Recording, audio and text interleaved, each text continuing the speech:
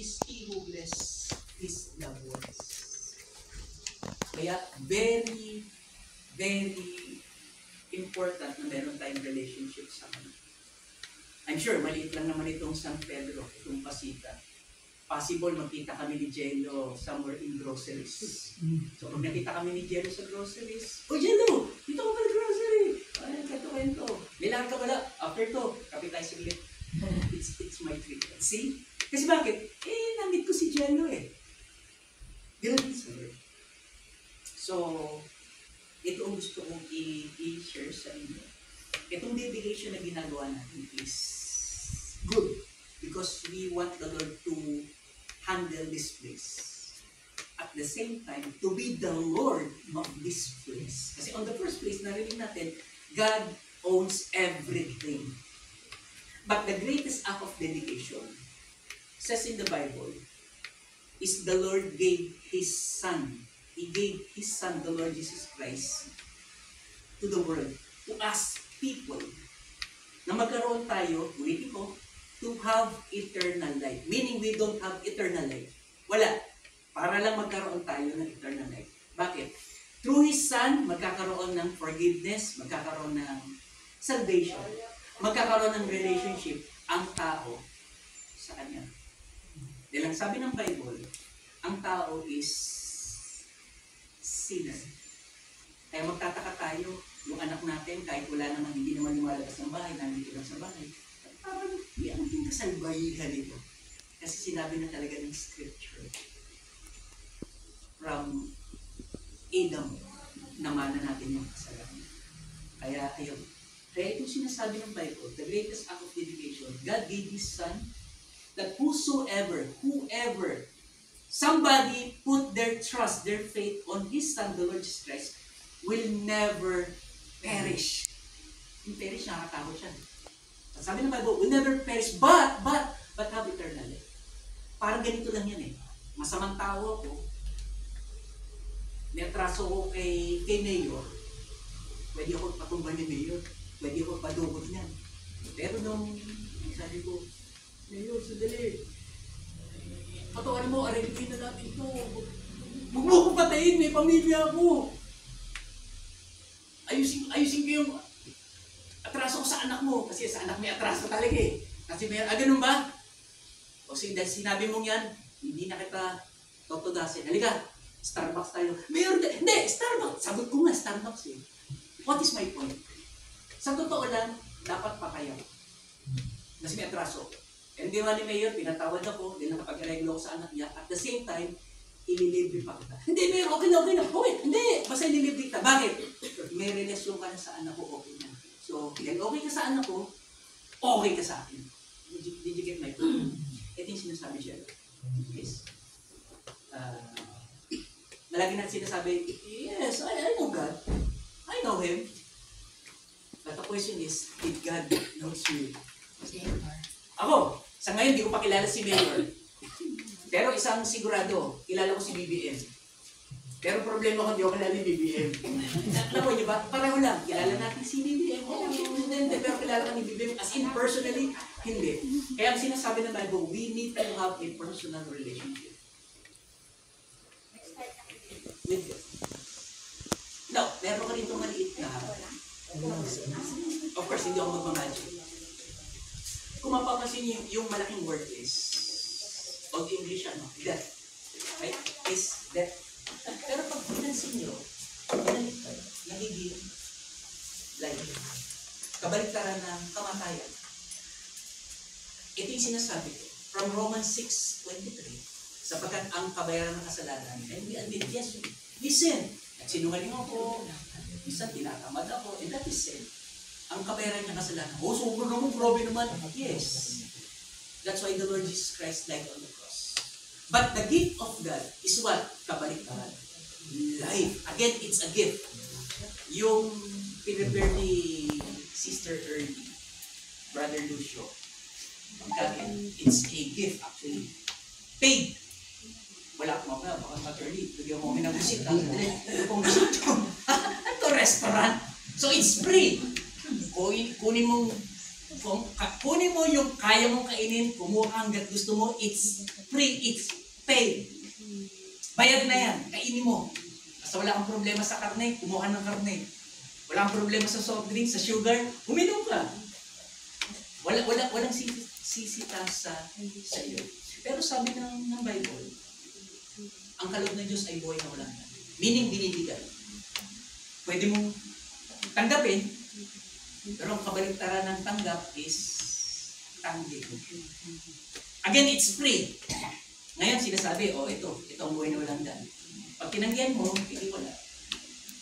Pero if you acknowledge, no, I need that. Tanggapin mo. You have to receive it. And to receive that is receive it by faith. At itong binabanggit natin, it is the Lord who built this place.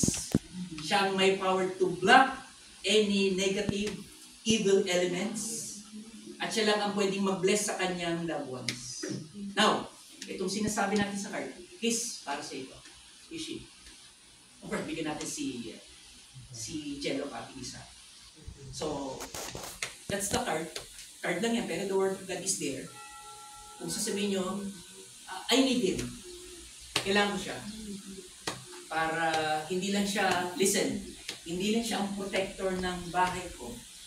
Kasi lumalabas din kayo makapasok sa school. Kailangan ko rin ng protector paglabas ng bahay. Because the Lord is not the Lord of this place alone. He is also the Lord of everything we go.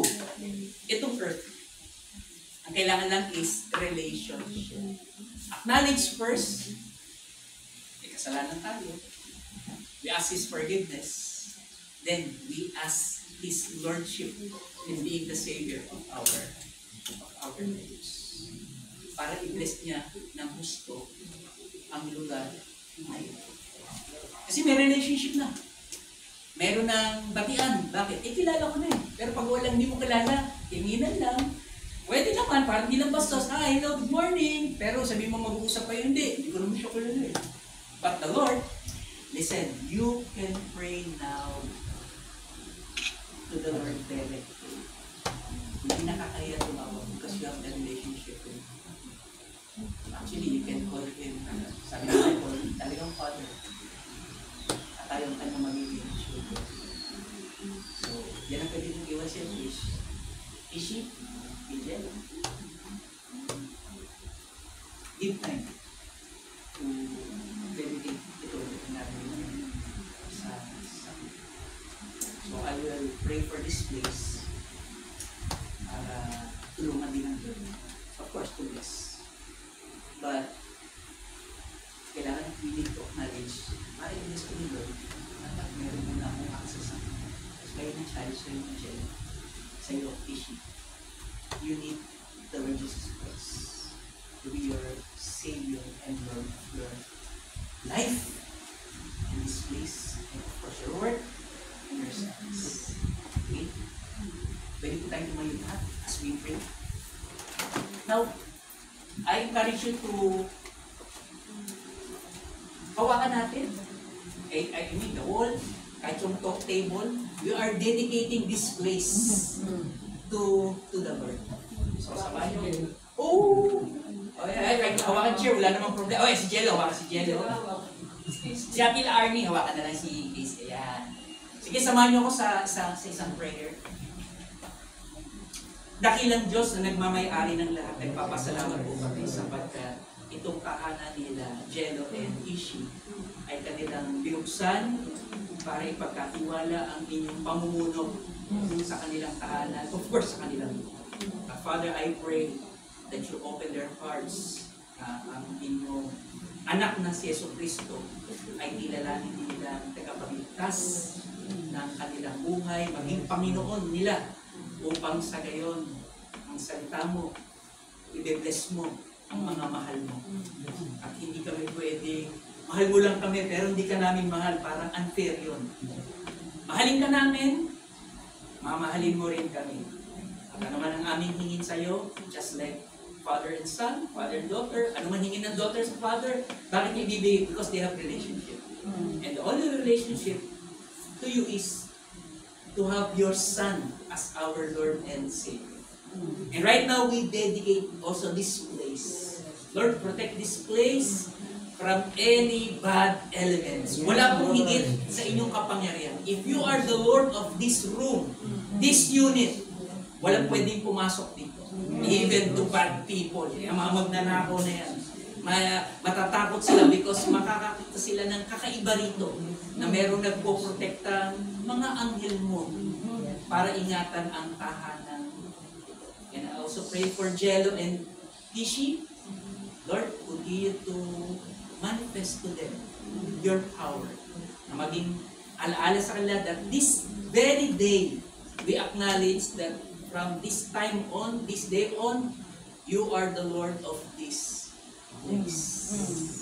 Just give them a chance na maging Lord ka rin nila. Kasi parang awkward, ikaw ang Lord dito pero sila hindi. Sana Lord, magkaroon ito ng pagkakaisa.